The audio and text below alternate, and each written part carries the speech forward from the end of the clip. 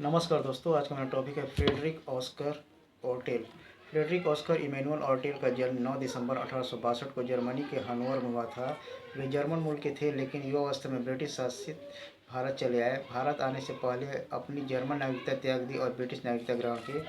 भारत पहुंचने के बाद उन्होंने Thomason college of civil engineering, वर्तमान में IIT रुड़की, से सिविल इंजीनियरिंग की पढ़ाई पूरी की। 1883 से 1887 तक वे इंडियन पब्लिक वर्क्स डिपार्टमेंट में सहायक इंजीनियर के रूप में रेलवे और भवन निर्माण के कार्यों पर नियुक्त रहे। इस दौरान वे उत्तर पश्चिमी प्रांतों और अवध में तैनात थे। 1887 में वे यूरोप लौटे और वहां आर्किटेक्चर की पढ़ाई की, रिचर्ड फेने स्पियर्स के अधीन। वापसी के दौरान उनका जहाज P&O टस्मानिया कोसिंका के पास डूब गया, लेकिन वे बाल बच गए। भारत लौटने के बाद ऑर्टेल ने पब्लिक वर्क्स डिपार्टमेंट में एक शानदार करियर शुरू किया। वे executive engineer buildings and roads branch बने और 1908 से सुपरिटेंडिंग इंजीनियर पद पर पहुँचे।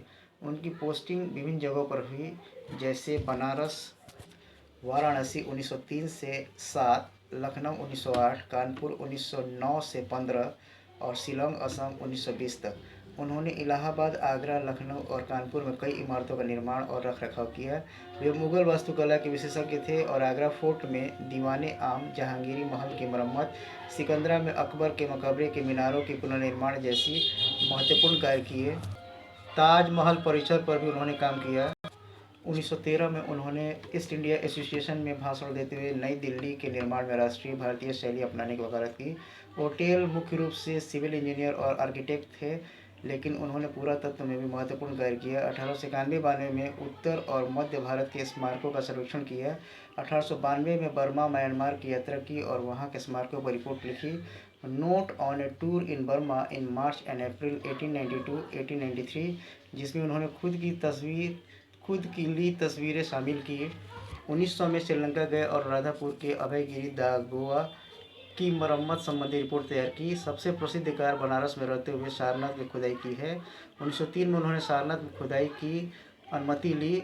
दिसंबर 1904 से अप्रैल 1905 तक चली इस खुदाई में उन्होंने 476 मूर्तियाँ और वास्तुशिल्प अवशेष, 41 अभिलेख, कुषाण काल की बोधिसत्व मूर्ति, मठ की नींव और बुद्ध की छवियाँ खोजी।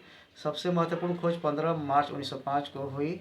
अशोक स्तंभ का शेर capital, lion capital of Ashoka, यह 7 फीट ऊंचा है, जिसमें 4 शेर पीठ से पीठ जुड़े हुए हैं और धम्म चक्र बने हैं। यह अशोक काल 3री शताब्दी ईसा पूर्व का है।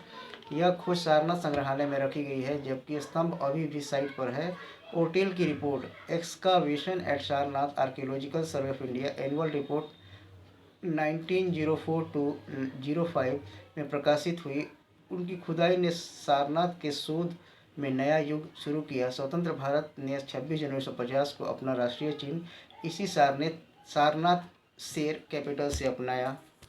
इसमें 3 शेर दिखाए जाते हैं और एक पीछे होता है। नीचे धम्मचक्र और नीचे मोटो सत्यमेव जयते लिखा है। यह भारत की शक्ति, साहस और धम्म की जीत का प्रतीक है। ऑर्टेल ने यूरोप की ग्लास इंडस्ट्री पर रिपोर्ट लिखी ताकि भारत में इसे विकसित किया सके। प्रथम विश्व युद्ध के दौरान असम में चीफ इंजीनियर रहे, जहां उनकी जर्मन जड़ों पर सवाल उठे। 1920 के आसपास रिटायर्ड होकर 1921 में इंग्लैंड लौट गए। उन्होंने अपनी पत्नी मार्गरेट हेवुड लेकमेरे 1903 में विवाह किया का नाम अपनाकर FO लेकमेरे ऑर्टेल कर लिया। उन्होंने अपने घर का नाम सारनाथ दिया और भारत पर व्याख्यान दिए। 1930 में कैम्ब्रिज म्यूजियम को भारत से संबंधित वस्तुएं दान की। बाद में एबिसिनिया, जापान, साइप्रस आदि यात्राएं की। 23 फरवरी 1942 को न्यूयॉर्क में उनका निधन हो गया। फ्रेडरिक ऑस्कर ऑर्टेल एक इंजीनियर थे जिन्होंने भारत की प्राचीन विरासत को उजागर किया। उनका सारनाथ का काम भारत की राष्ट्रीय पहचान का हिस्सा बन गया, लेकिन खुद उनका नाम इतिहास की किताबों में अनदेखा रह गया। वे भारत की पुरातत्व और वास्तुकला के क्षेत्र में एक महत्वपूर्ण योगदान करता है। थैंक्स।